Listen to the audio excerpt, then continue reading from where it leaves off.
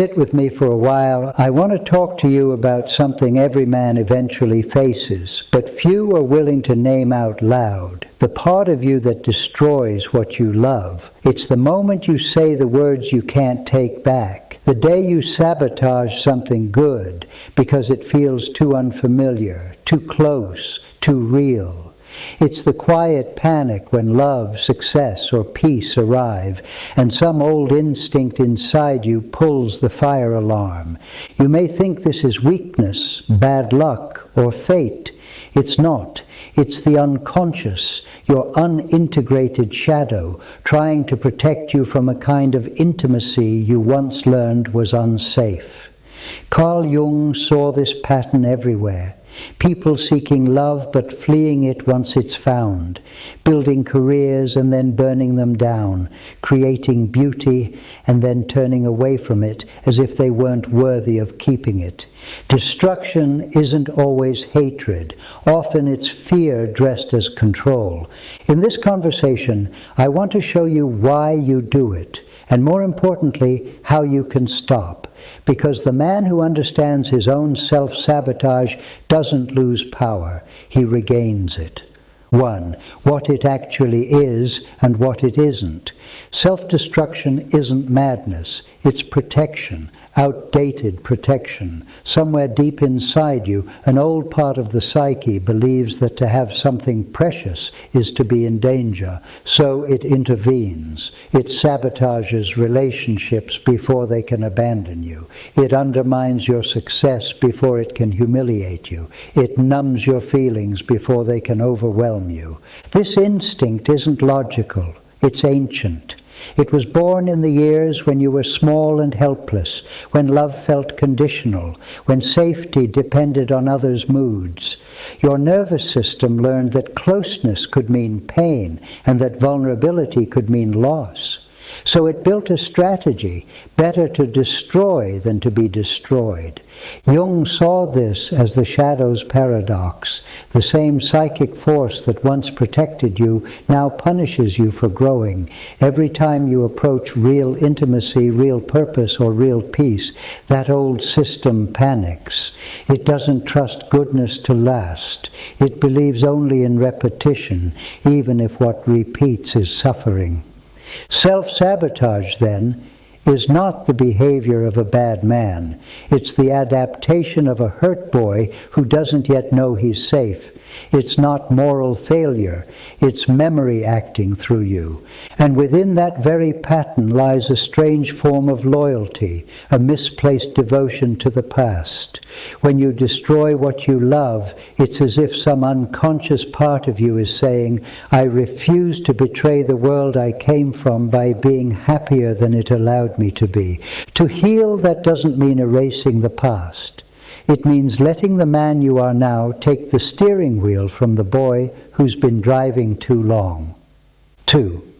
How it appears in ordinary life. This pattern doesn't announce itself with drama. It lives in the small choices. It's the text you don't send because you fear seeming needy. It's the argument you start to regain a sense of control. It's the tendency to pick partners who guarantee disappointment, because at least that feels familiar. You might notice 3 repeating signs of self-destruction. Disproportion.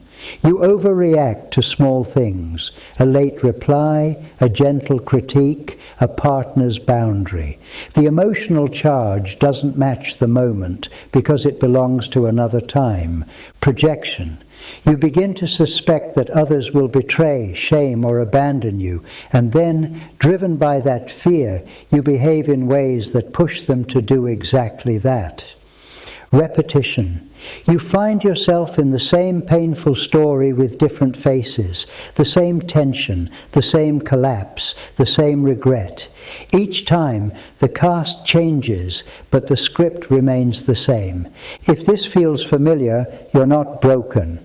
You're just caught in the echo of something unresolved. Jung wrote that what we do not make conscious appears in our lives as fate. In other words, until you meet the pattern within, you'll keep meeting it without. in lovers, bosses, and friends who replay the same old wound until you finally wake up. The antidote is awareness, not blame. When you can say, this panic isn't about her. This distance isn't about them. This is the moment I start to run again. You begin to reclaim choice, and choice is the first act of freedom. 3. Origins and the boy who stayed. Every man who destroys what he loves learned the habit in a house where love and fear were tangled together. Maybe your father's affection came only through achievement, so you learned to perform but not to rest. Maybe your mother's love demanded constant attunement, so you learned to care for others but not yourself. Maybe both were unpredictable, teaching you that connection was a risk, not a refuge. The boy in you internalized those conditions. He made quiet vows. I'll never need too much. I'll always stay in control. I'll leave before I'm left. Those contracts kept him safe when he was small, but they imprison the man you are now. So when intimacy arrives, the kind that requires surrender, that boy panics. He thinks, if I relax, I'll be hurt again. When success appears, he fears the punishment that used to follow joy. When peace enters, he feels unsafe without tension, so he stirs it up. That's why self-sabotage feels both painful and relieving, because the chaos it creates is familiar. It returns you to the emotional climate of your childhood, where you knew the rules. Calm is foreign. Suffering feels like home. The work is not to shame the boy. It's to meet him, to let him know the war is over. You can't fix the pattern by willpower, because it was never a rational decision. It was an emotional one. What he needs is presence, not punishment. When the adult self learns to stay steady while the child self trembles, the pattern begins to dissolve. You stop needing to destroy what you love just to feel safe. 4. Contact without collapse. To break the cycle, you must be able to face what drives it, without collapsing into guilt or denial. Contact means noticing the moment before destruction, the tightening, the urge to control, the rising irritation that's really fear. That's the shadow speaking. Maybe your partner expresses affection, and suddenly you feel trapped. Maybe your project succeeds, and you feel anxious instead of proud. Maybe life quiets down, and you go looking for drama. These aren't signs of failure, they're signs of emergence. They mean the psyche is surfacing with its unprocessed truth. Contact is not confession, it's witnessing. It's the moment you realize this reaction is older than this situation. That sentence alone can save relationships, careers, and years of self-blame. Because once you see that the storm belongs to the past, you stop fighting the present. Every time you stay conscious during a moment of old panic, you rewire something fundamental. You show the unconscious that the adult can hold what the child could not. That is integration in motion, not as an idea, but as lived experience. 5. Containment before expression. Many men think healing means venting, but Jung would say the opposite. Containment precedes expression. A man becomes powerful not because he explodes less, but because he can hold more without imploding. Containment is the art of feeling fully without acting impulsively. It's the ability to sense the burn of anger, the tremor of fear, the ache of grief, and stay with it long enough for it to reveal its meaning. Because underneath every destructive impulse lies a message. I'm scared of losing control. I don't feel seen. I'm afraid I'm not enough. When you can hold those messages without running, they transform. Rage turns into clarity. Fear turns into focus. Pain turns into compassion.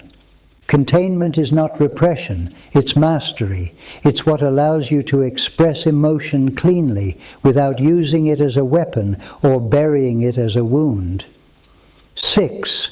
Consequences of avoidance versus integration. Avoidance is easy until it isn't.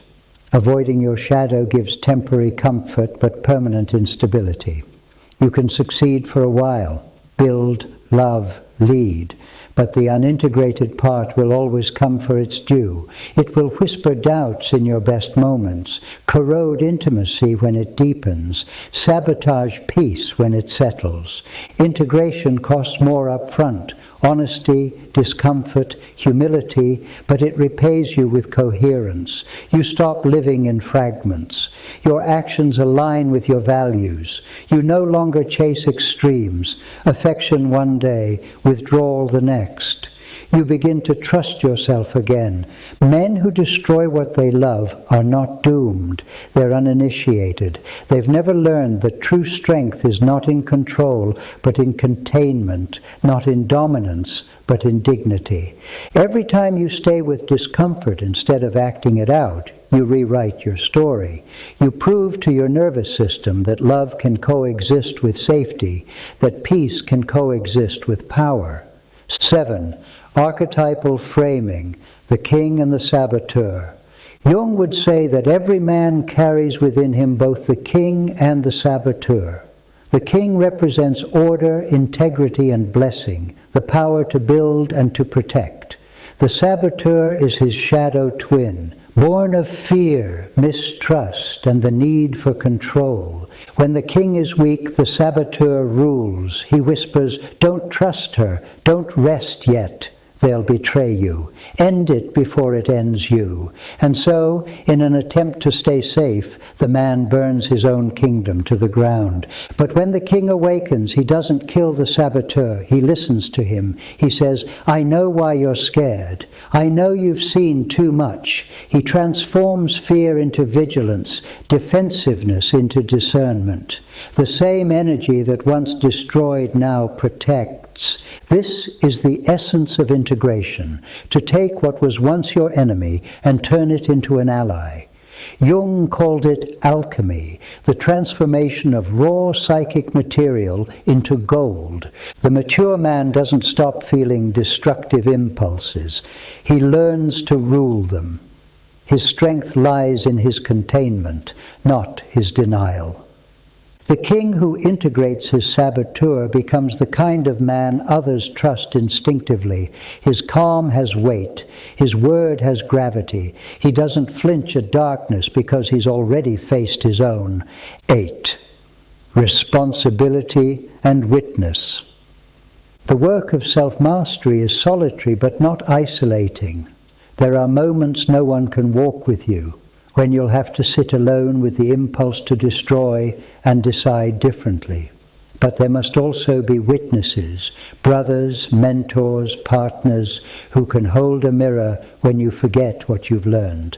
Men fall into destruction fastest when they isolate. The psyche needs reflection to stay sane. It needs to be seen. Brotherhood is not sentimentality, it's structure. It's how you remind yourself that being human doesn't make you weak. It makes you accountable. Responsibility is the cleanest antidote to self-destruction. When you stop asking, "Why does this always happen to me?" and start asking, "What part of me is asking to be seen through this?" the whole story changes. You move from victim to participant, from reactor to author. You will still stumble. You will still feel the old impulses rise. But the difference is this: now you will know what they are. And knowledge, real, lived knowledge, changes everything. Closing benediction. You asked why you keep destroying what you love. The answer is not cruelty. It's fear disguised as protection. Somewhere in you still lives a boy who believes love will cost him himself. But he's wrong. The truth is that love, peace, and creation are the only things that ever return you to yourself. The pattern ends when you stop running from your own depth, when you realize that nothing you love truly asks you to shrink. So the next time you feel that familiar urge to pull away, to sabotage, to end something before it ends you, pause. Remember, this moment is not punishment. It's an invitation to meet the part of you that still doesn't believe he deserves to stay. Meet him, listen, stay. Be that man, not perfectly, reliably. Begin.